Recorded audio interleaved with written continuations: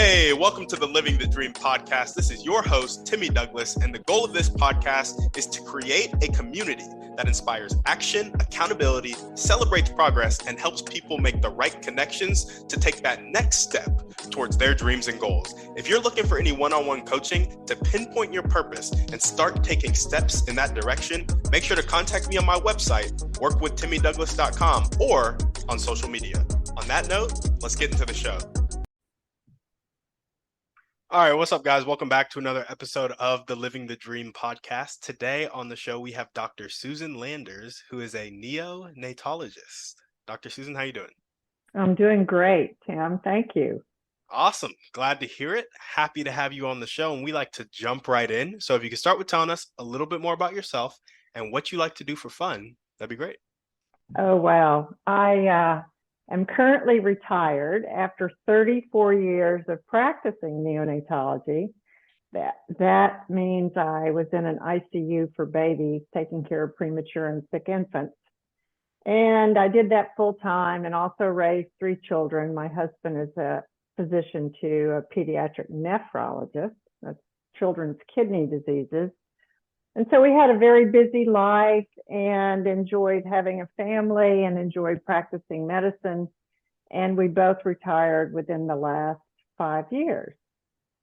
So everybody said, aren't you enjoying retirement? Aren't you just, loving the easy life? And I went, actually, it's pretty boring. And so I sat down and I wrote a book.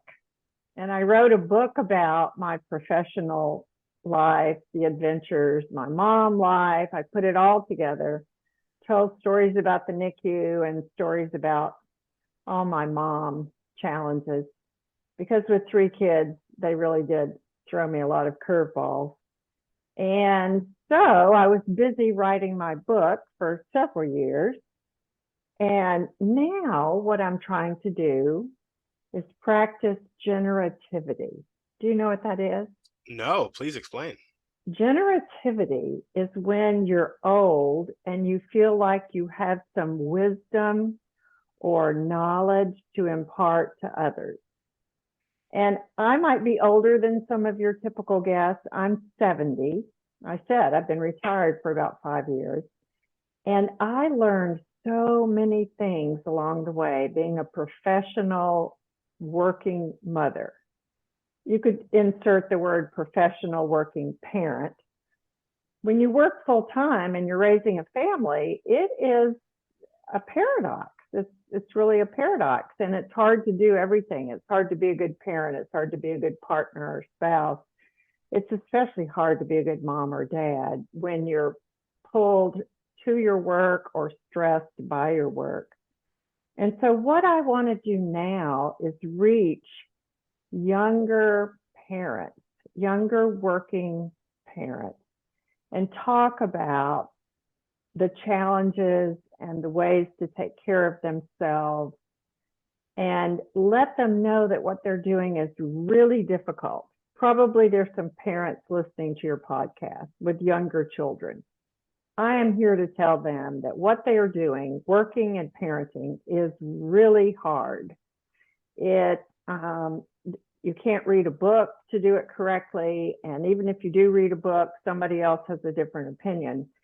And so I wanted to share my knowledge and my experience, not only in my book, but also in speaking and some webinars with couples, parents, maybe just working mothers. It's hard to know who's really interested.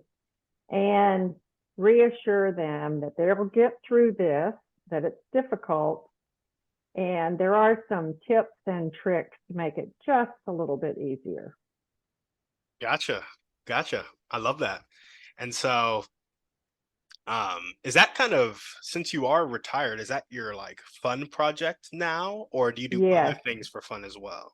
Oh, I do other things for fun. I ring handbells in a church handbell choir. There we go. I play piano very poorly. I chase around 2 grandchildren.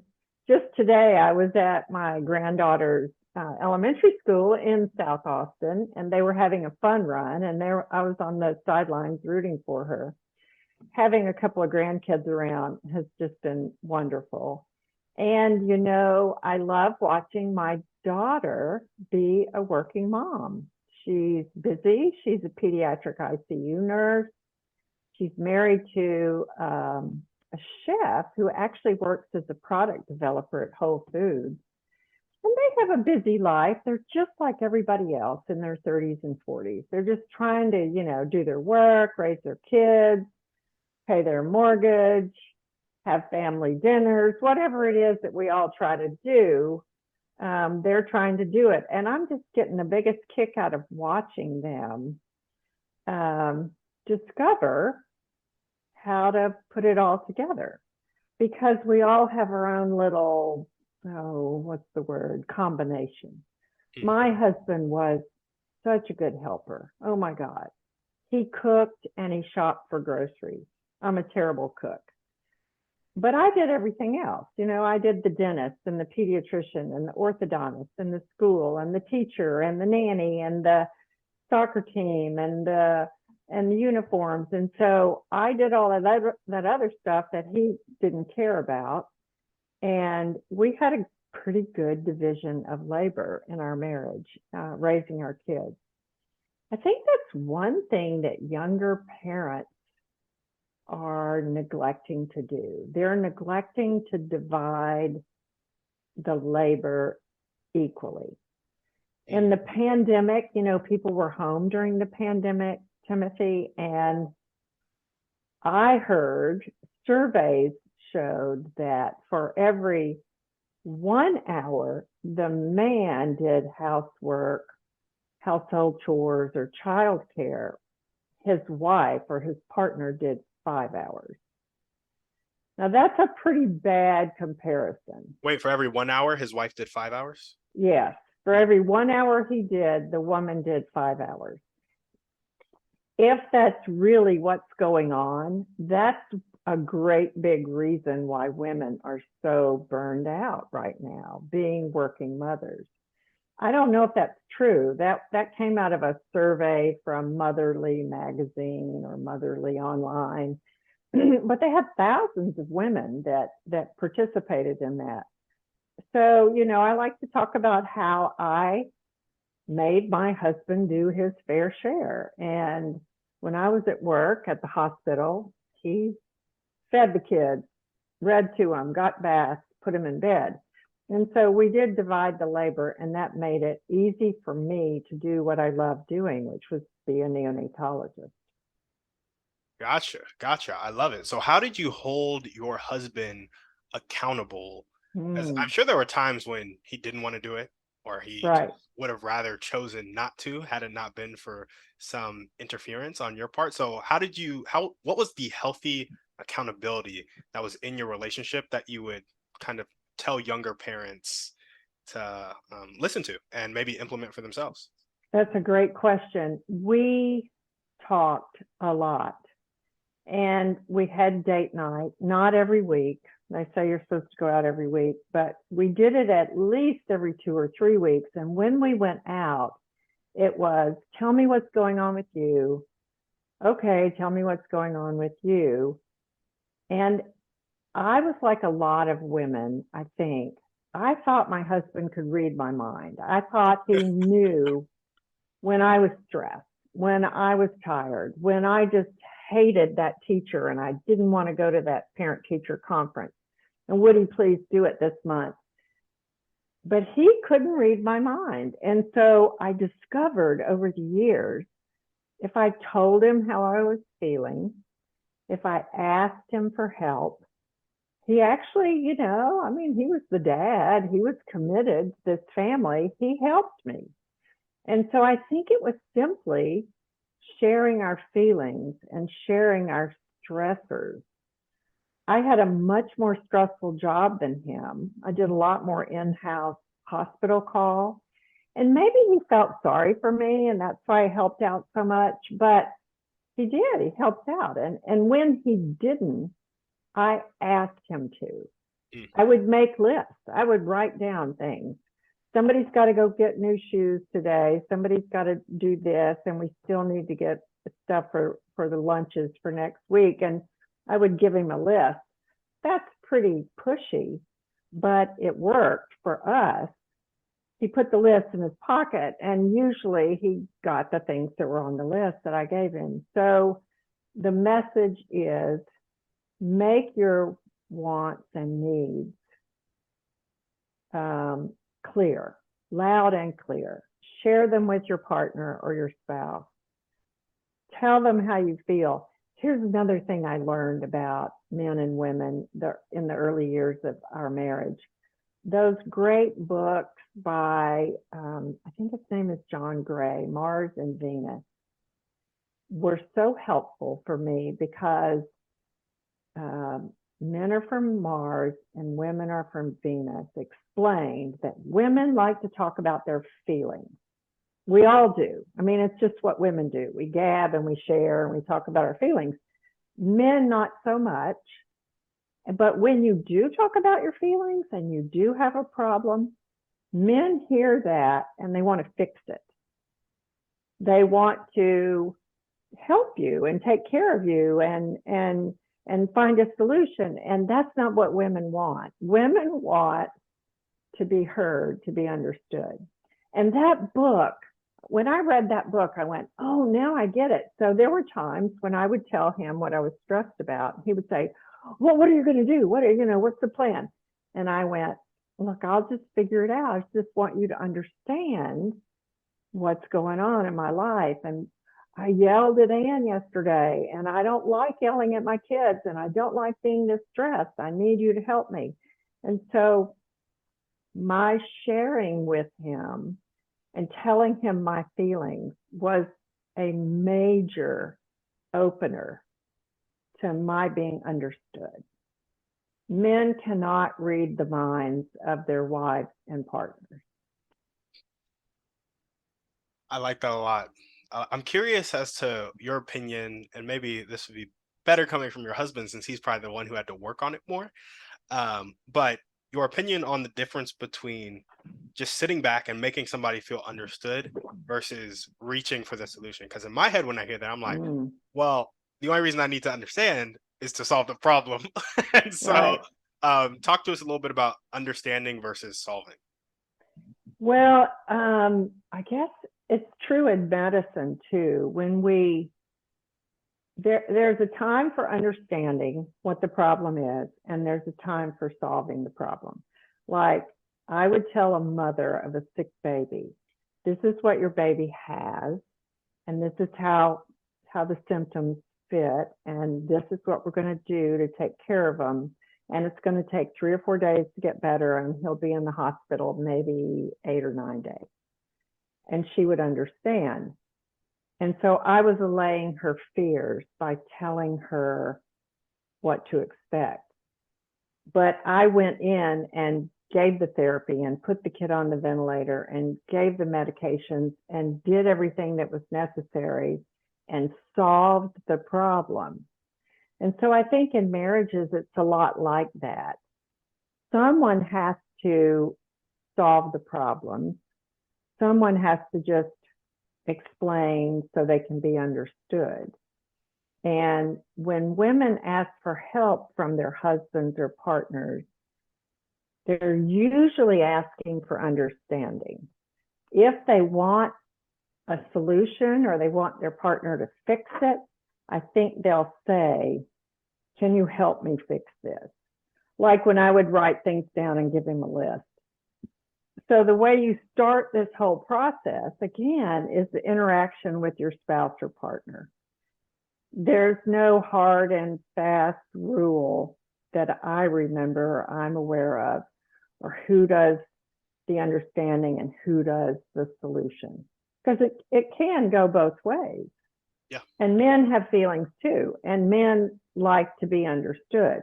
It's just you guys are harder to open up. You guys are harder to understand sometimes. And my husband was like that. And we talked about feelings in our family. Feelings nowadays, child psychologists talk about it a lot. saying that we have to name our feelings, we have to understand what we're feeling. Otherwise, it doesn't do us any good to feel them. We've got to see the whole process through, so to speak. And that's especially true for stress and for bad feelings. You have to work yourself all the way through that process. So I think in marriages and partnerships, especially around the issue of children, probably money too, but especially children, you have to understand each other, and you have to know who the helper is. Are you doing it together? Are you doing it alone? What's the plan? What do you both think is the right thing to do? Gotcha. Yeah, I love that. I think that situation where one is like needing to be understood and one is in a position to understand is what happens, hopefully, the most frequently. But I feel like every now and then a situation pops up where one person's feelings may actually hurt the other person in the relationship. And so not only is it hard to share, but when it's shared, that person gets more defensive than in a position of understanding. So how would you what would you say to young couples who have kids when it comes to a situation where both people are hurt, both people need understanding, but both want it first, if that makes sense? Oh, wow. There's no way around that other than sharing your feelings and agreeing that you're in a bad situation and that you disagree about something. Nobody wins in parenting. Nobody wins in a marriage. Now, I've been married 39 years, and there were plenty of times when I said, maybe I'd just be better out on my own by myself. Not plenty, 2 or 3. But I never did that, and I never wanted to separate or get divorced because I really believe in marriage. And both of us had parents that were married forever, more than 50 years. And so we had role models for making a marriage work. But I thought that a partnership, especially parenting, has to be shared. It cannot be one person doing most of the work and the other person saying, oh, that's wonderful, dear. Good job, dear. And people fussed at me for letting my husband cook. People said, aren't you embarrassed? I said, no, I'm not embarrassed. I think that's great. If he can cook and he likes to take the kids to the grocery store, fine. I can get the laundry done while they're gone. So to answer your question, there's no easy way other than working through it, talking through it. Most couples are going to be able to make some progress. And if you can't make progress, if you are stalled out with your partner over an issue in parenting, maybe you need some help. Maybe you need some professional therapy. There were times in my being a working mom where I was so overwhelmed that I actually got personal therapy. Once David was, my youngest was 3 years old, and I was really busy in my work. He was biting and poking other kids, and I was just, so frustrated because I did not know what it meant and what was wrong with him. And I was stressed at work. And so I went to talk to a therapist about being a working mother. And was it my fault that my kid was biting and poking and doing all these funny things? Well, all children go through phases like that. It's not abnormal at all, but I didn't know that. Here I was a pediatrician. I didn't even know that. And she and I talked about other issues, about my feeling guilty for not being at home more, my feeling guilty for loving my work, but being stressed at work. And so we went through all those issues. And we also talked about my marriage and whether or not I was asking my husband for help. So by my going to talk to a therapist, and it was pretty short term, it was only a couple of months, I think, about my son and about my stress, I actually became a better wife and a better mother because I shared more with my husband. And I said, "You've got to help me." And he would say, "You're doing fine. You're being a good enough mother. Don't worry, you're fine." And he did his job. He was a great dad. And he was especially wonderful because he would say to me, "You're doing the best you can. And when you're really tired and really stressed, I'll take over." And so we learned early on to play off of each other in that way. I was really lucky. I guess he's just a wonderful, kind-hearted pediatrician. I just got lucky. I found somebody who likes children and liked parenting, and he was a good dad. So, but the answer to your question is you have to talk about it. You just got to get in the weeds and talk about it. There we go. There we go. Have hard conversations. Yes. Awesome. Well, what is kind of want to backtrack a little bit here. What is the thing that really gets you up and keeps you going every day? Like, what was that motivating factor for starting to practice generativity? When I was practicing medicine, that thing was making a difference. Healing children, talking to parents, working with nurses, being part of a great team. Oh, that was just so neat in neonatology and the NICU. It was just fun. The technical stuff was fun. The cutting edge stuff was fun. 95% of the time, the babies got better. It was just wonderful. And so the bottom line was making a difference. So now that I'm retired, in writing my book and in doing these other, podcasts and social media posting and offering webinars, what I'm trying to do with generativity is make a difference. I want to take my stumbles, my trials, my challenges, and tell other people, you're going to go through this and you're going to be fine. And your parents and your children are going to love you. And yeah, you're going to have some mom guilt, but if you like your job, that's fine. You're going to be a better mother if you go off to a job you like. So I learned that it was okay to love being a doctor. And I guess I got a lot of pats on the back for that, but I also loved being a mom. And so even though I couldn't balance it all the time, I enjoyed the heck out of both of them. So the answer to your question about generativity is I want to make a difference for younger working parents. I love it. I love it. Well, that's a perfect segue into dreams and goals. Tell us about your vision for generativity and just the rest of your life. Well, I want to do some webinars and make sure that I'm reaching the people that I think want to hear this, and I want to develop an online course. I have done lots of podcasts talking about my book, and the book is selling pretty well. And I want to do some in-person seminars. I always like teaching and small group discussions. So that's what I have going right now. My problem is I'm not very good at the tech stuff. So people keep telling me I need to hire a virtual assistant to help me with the tech stuff because I'm an old baby boomer, so there's no getting around that. But yeah, that's what I want to do. I want to make a difference for younger working parents. Gotcha. There we go. What are the top, so I guess you've kind of alluded to it already, but what are the top 1 to 2 skills that you need to develop right now to start hosting those webinars, developing that course, and doing those in-person seminars? Well, I think hiring a virtual assistant looks pretty mandatory. And I need to know a little bit more about social media marketing. I don't know much about that, but I think that's where young mothers are.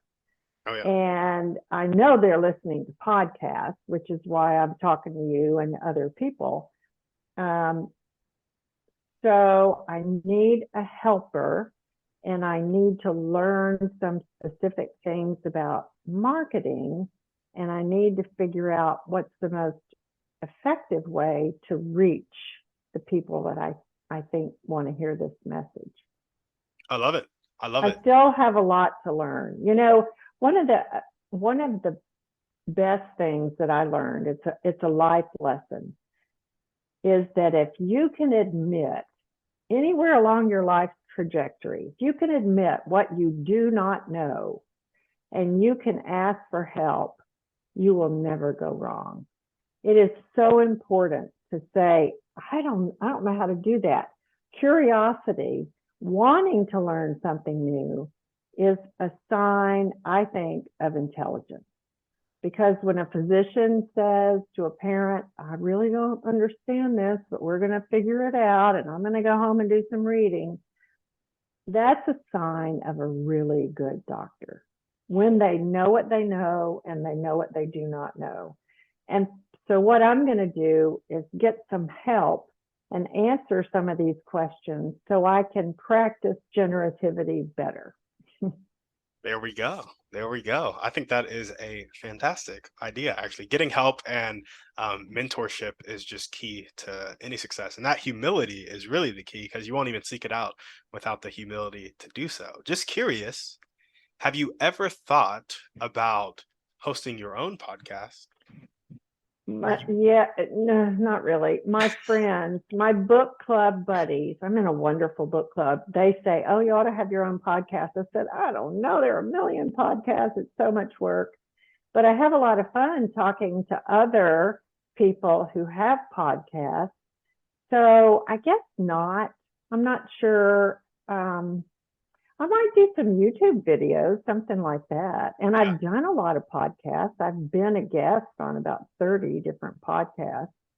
Why do you ask? Do you think I'd be a good podcaster? I think you would be a good podcaster, but I think it would help you practice generativity, actually. So the whole purpose of this podcast, like, you'll notice that my questions are really geared to help people get clarity on their dreams and then take that next step towards their dreams and goals. So it's kind of like a coaching session, honestly. Oh, nice. I think if you were to like bring 30-year-old and 40-year-old parents on your show and listen to some of the struggles they're having in parenting, and then give some of the suggestions you have that are based on your book, that would make great content for your social media and would literally attract. What a great idea. Kind of like a little consultation. Exactly. So it's not a podcast to teach. It's a podcast to listen and talk. And oh, what a great idea. Yeah. So that's brilliant, because most podcasts interview experts and the experts just tell people this is the way you should do something. Yep. So, oh, what a great idea. I love that. I like that. Have regular parents come on as guests, and they have a regular life struggle, and then we talk about what we know and what they should do about it and what they think about that. I love it. Let me know if you get any feedback from your listeners about that idea. Absolutely. I will let you know. And even like to find the guests, one, you could just work your network. I'm sure you have a pretty big network. But two, you could advertise it as a free parenting consultation, and then right when the consultation starts, because it sounds like you love to talk to and pour into young parents anyway.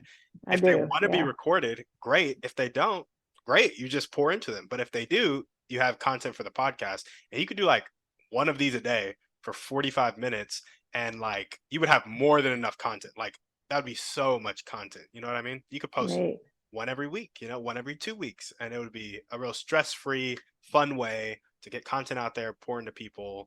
I'm sure it would light you up. So. Oh, wow. Yeah, because I do really enjoy that sort of more intimate one-on-one, one-on-two counseling, sitting down with parents. I miss that. I miss that a lot. Yeah. No. What a great idea. Thank you for giving me that idea. I love it. Of course. I'm happy to do it. Well, awesome. What are the highest impact daily actions that you can take right now to move the needle forward towards getting your message out there on social media, hiring that VA, and just getting your dreams to come to fruition? I have a lead for hiring a virtual assistant. I have a date to work with a guy who says he's a social marketing expert. He has a podcast Yeah. that he wanted me on. I didn't think. I mean, he's like really well known, but he's in New Zealand, so it's going to be a time change thing. But so I have that set up, and I have a really good friend who has her own podcast. She's trying to reach physicians and talk about physician burnout. So I could talk to her about starting a podcast. You good? Really? So that's 3 steps, 3 definitive steps that I can take besides writing, besides blogging, besides the newsletter. What do you think about newsletters? Do millennials like newsletters or not? Email newsletters? Yeah. Oh yeah, dude. Like email marketing is still like number 1 on the like way to market online, mainly because it's like you own your list. So like a lot of businesses are valuable because of their customers. Right. And so their customers are like basically their email newsletter, right? So an online business would have an email newsletter. Those are like the leads that they have. They convert X number of those leads into customers, and that's how their business runs. And so social media is great. If you get big on Instagram, it's great. If you get big on TikTok, it's great. But they can always shut down your account. Nobody can take away your email list, which is why it's the best. Right. I hear you. Well, I'm building mine up. So there we go. Yeah. Good. I love it. Okay. I love it. What character trait do you most need to develop right now to make these dreams come true? More patience, clearly. I think as an intensive care physician, I was always get it done, do it now. It has to be just so. And those are good traits, very perfectionistic. Those are good traits for medicine, especially intensive care medicine. But in what I'm trying to do now, that causes me to be impatient and intolerant. And I need to develop more patience and more understanding of where I'm going and the help that I need and how to develop this. Yeah, for sure. Patience. That's a great one. I feel like that's pretty much the main one for everybody. Oh, is it really? Yeah, I just feel like everybody could always be a bit more patient, because when you extend your time horizon, honestly, a lot of stress goes away in life. Like a lot of things that we're stressed about, maybe for like us thinking forward or us thinking backward, like very seldom are there like immediate dangers right in the moment that are stressing us out. Because if there are, we tend to be in action mode instead of thinking mode, if that makes sense. Right. So. Oh, it does. It does. Absolutely. Well, if there were 1 or 2 people that you can meet, and this could be a specific person or a type of person, and they'd really help you take this next step. You might have already met them with the social media guy or the VA, but who would that person be and how would they help you? Oh, wow. I always answer Hillary Clinton and Ruth Bader Ginsburg, but they don't know any. Ruth is dead, and Hillary probably doesn't know anything about this, but she does know about writing books. I don't know the answer to your question. I need to talk to a millennial who knows this area. And there are a couple in Austin. My photographer is one, and her friend who is in the corporate world is another. So that's a good person to talk to. I do have a couple of millennial friends that know about this area. There we go. There we go. Yeah, there you go. Thank you for pointing me in the right direction. Of course. And now we're going to jump into our Thriving 3. So our first question is, what's your favorite book, movie, or podcast? Pick one. My favorite movie is Terms of Endearment. I've never heard of that one. What is it about? Shirley MacLaine is the mother of a young woman, I think it's Deborah Winger, who marries this ne'er-do-well guy and has 3 or 4 kids, and they can't afford their children. And then the young mother develops lymphoma, cancer. Shirley MacLaine lives next to an astronaut. It's set in Houston, and the retired astronaut is Jack Nicholson. And so, oh, you got to see this movie. It's a classic. Yeah. And it's about a mother's love. And Shirley MacLaine tries to get a relationship with Jack Nicholson, which doesn't work in the beginning, but it does work in the end. And it's all about family and love and acceptance and parents and neighbors. It's so beautiful on so many different levels, because she and the astronaut are next door neighbors, and I love it. It's just a classic movie. Terms of Endearment. There we go. Terms of Endearment. I'll have to go check it out. What year was it made in? Yeah, sorry, probably 80s or 90s. I don't know. Maybe the 90s. It can't be as old as the 80s. I don't have my phone nearby, so can't answer you real quick. Gotcha. I'll look it up. I'll figure it out. And what is one way you like to take care of yourself? I'm an exercise nut. I do Pilates 2 or 3 times a week. I do bar twice a week. I work out with a trainer to keep my bones strong, to keep fit. I take long walks. Exercise is my way of keeping my brain and my mood where they need to be. It is so important. And I learned throughout my whole life. And I used to be a runner. I can't do that anymore. But it's the one thing that recharges my batteries better than anything else. Gotcha. Yeah, when you hopped on and you said you were 70, I was like, what? That is crazy. Yeah, I am. Sorry to tell you. No, you look way younger. So that's the exercise is doing well for you. Thank you. Of course. And what is one? Well, I guess we already talked about this, so we can skip this one. I was gonna say an action step, but we kind of listed 3 earlier about getting to dreams and goals. So now we're gonna jump into our final series of questions. Okay. And these get a bit personal, so you don't have to answer all of them. They're nothing crazy, but they do talk about like beliefs and stuff that you have. So the first question, and if you don't want to answer, just be like, I want to pass, and we'll pass. Okay. What is one limiting belief that continues to pop up in your life, if any?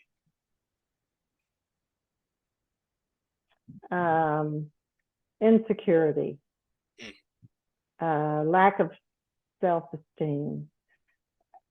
Because I'm not sure what I'm doing in this area. As a physician, I was really sure of what I was doing, and so I'm more hesitant this time around than I used to be. Does that make sense? Yeah. So sure. I guess it's insecurity. Yeah. And do you think it's just from not knowing what you're doing, or did you also have that at points in your career as a physician? No, it's currently not knowing how to do what I want to get done. She's like, I was a boss physician. No insecurity. No, I was probably even a little bit of a snob when I was a physician, because I was kind of always a little bit of a know-it-all. Anyway. I got you. Sorry to admit that.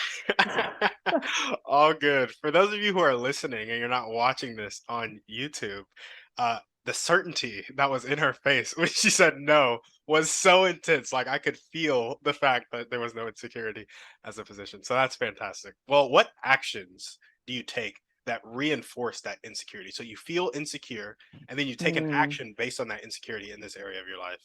Oh, I guess it's the pausing and the reading and the reflecting. And instead of going forward, when I was practicing medicine, I would read and I had been trained properly. And if I didn't know something, I would go look it up and I would move forward. But what I'm doing now is way more hesitancy. Yeah. And so I think that's tripping me up. So I need to go with something. Gotcha. Yeah. Commit. I think that's what I need to do, because that's what I used to do to be successful. I mean, I knew what I was doing and I would go do it. If I had to attend a high-risk delivery of triplets, I would just run down there and be there for when the triplets were born and take care of them. So I I need to think of practicing generativity like helping triplets. There you go. And if you were to change that limiting belief of the insecurity and lack of self-esteem into an abundant phrase that really speaks to your heart, what would that phrase be? More compassion and understanding I like that. for parents, for working parents especially. Gotcha. And when it starts to take over, so you start to feel insecure, you start to procrastinate, what thoughts or actions do you resort to in order to take back control and start taking action? I say to myself, I can do this, that I am smart and that I'm capable, and all I need is more expertise and more knowledge, and I try to figure out how to get it. There we go. There we go. So I know I know what to do. I don't know why. I'm glad we're having this conversation. You're helping me a lot. Hey, happy to do it. That's what the show is for. Awesome. Well, we got one last question for you. Okay. And I want to frame this next question. It's going to be a little longer, so stick with me. Alex Hormozi. Actually, if you really want to get in the social media marketing game, check out Alex Hormozi on YouTube. He's really good at, they've grown a lot in the past year because of some of the stuff that they do. So he said that the difference between manipulation and help is intent.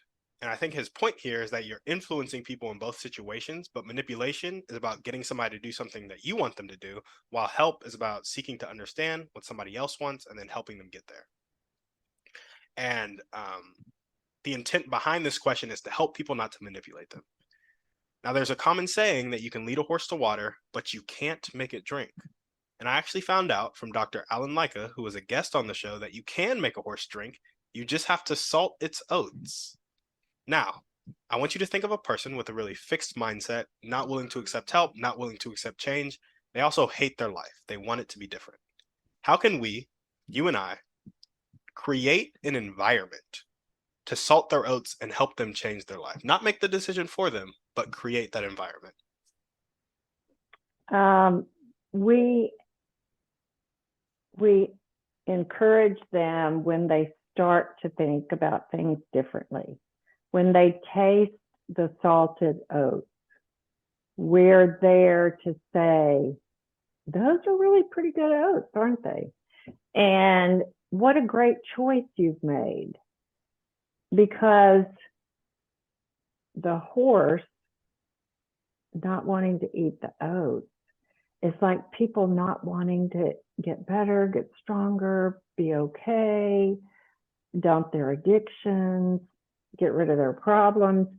And when they do decide they're ready to get better, dump their addiction, take care of their problems, if someone is there to say, that's it, you're doing it, that's it. It gets back to compassion again. If we have compassion for someone, clearly our intent is to help them, not manipulate them. Yeah. You can't manipulate.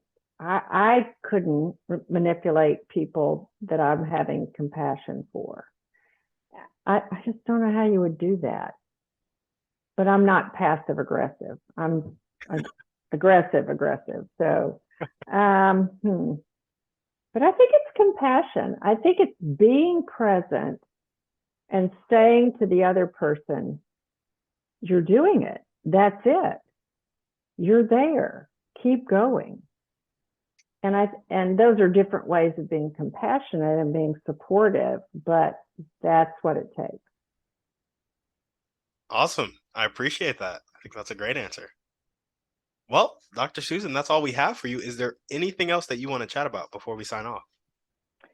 If your listeners want to know if they are burned out as a working parent, I have a free checklist on my website, SusanLandersMD.com//burnout. They should check it out. And I've also got a blog and a lot of resources for parents on my website, and a forum where you can get in touch with me if you want to talk about parenting. Tim's got such a great idea. Boy, I love that idea. You have really made a difference. Good work. So check out the checklist. It's free. And make sure you're not burned out, because if you are, you need some help. Been there, done that. There we go. Well, if you guys are listening to this and you loved what Dr. Susan had to say, make sure to go to her website, check out the checklist, and share it with a friend that you know is going through the same thing. Thank you guys for watching the show. We will see you on the next one. All the ways to contact her will be down in the show notes. And on that note, we're out. Guys, thanks for listening. Make sure to reach out to our guests and help them accomplish their dreams and goals if you resonated with them. If you're looking for any intentional masterminds or one-on-one coaching to accomplish your dreams and goals, make sure to check out the website, workwithtimmydouglas.com, and contact me either there or on social media. That's all I got. Have a blessed day.